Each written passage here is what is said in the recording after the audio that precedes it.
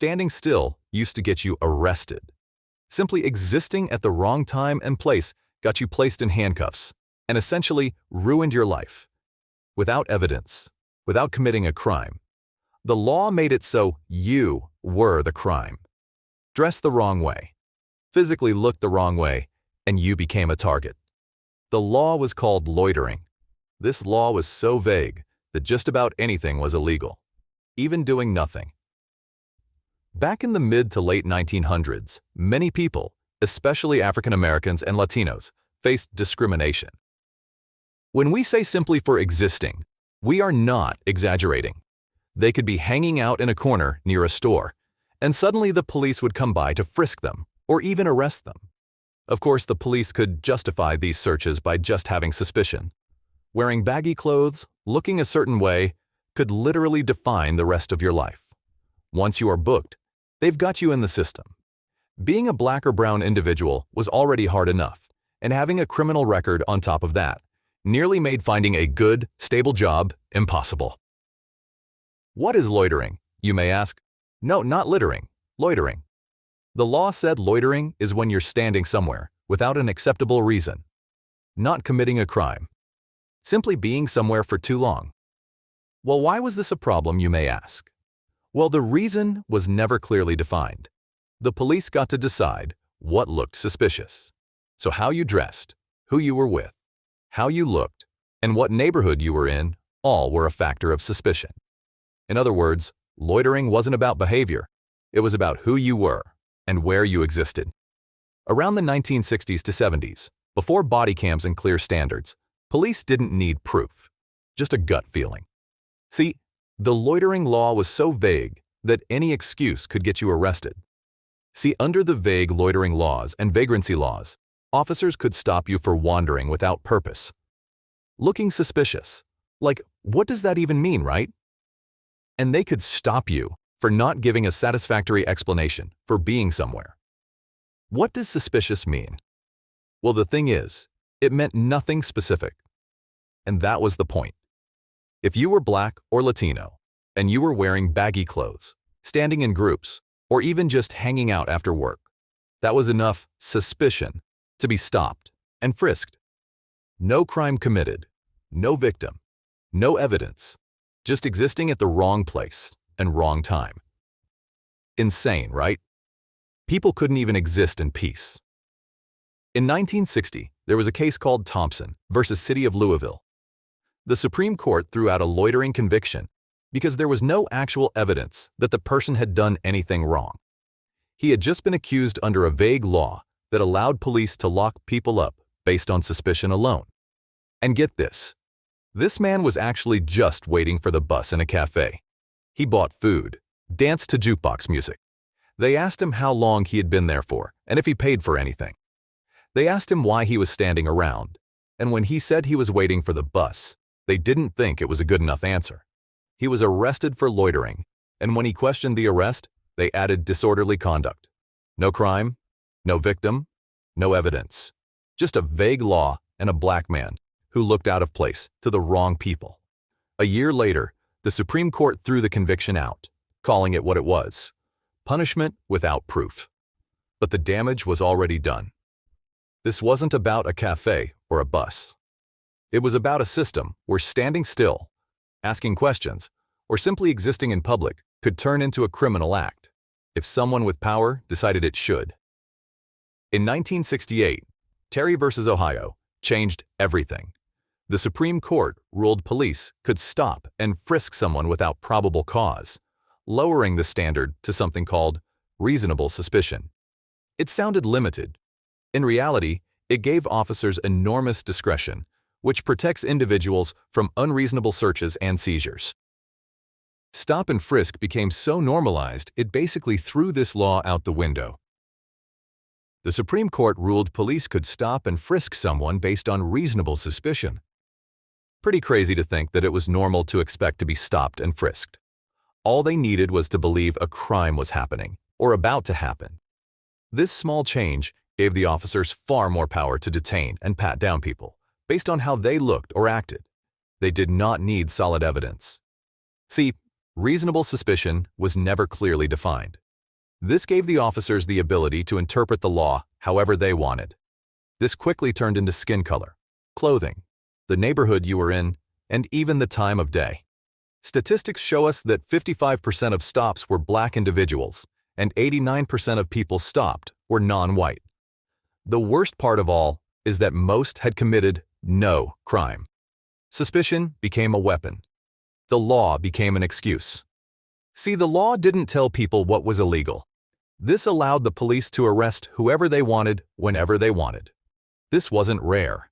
In the early 1990s, Chicago enforced a loitering law so vague, it barely required a reason to stop someone.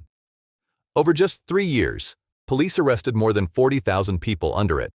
No crime in progress, no victim. Often not even proof they belonged to a gang. Just standing in public was enough. Officers could order people to move along, and if they didn't, or questioned why, they were arrested. Entire neighborhoods were swept block by block, turning sidewalks into dragnets. In 1999, the Supreme Court finally shut it down, ruling that the law gave police too much power and citizens too little clarity. But by then, tens of thousands had already been pulled into the system, not for what they did, but for where they stood. These unreasonable stops did not just end with men. Many women became victims as well. The police used this same tactic to stop, detain, search, and arrest women too, many of which were innocent. See, whenever a police arrested a woman, they arrested them under loitering for prostitution, which basically means they were standing around waiting for business. This didn't mean they were prostitutes or even selling themselves. All this meant was that their freedom of expression was compromised. The police used their outfits to determine whether they were innocent or guilty. The law didn't say what was illegal and what wasn't.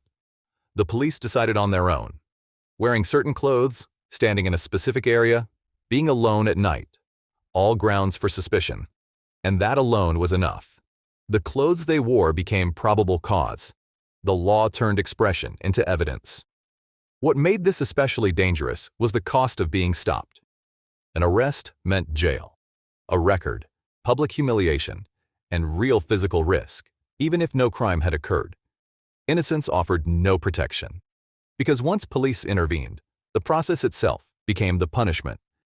Together, these practices reveal a system where the law was not used to stop crime, but to control people.